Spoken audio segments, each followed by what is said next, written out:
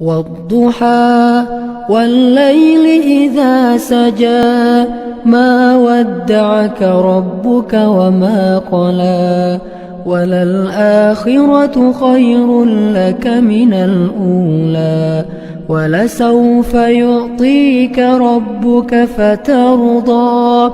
ألم يجدك يتيما فآوى ووجدك ضالا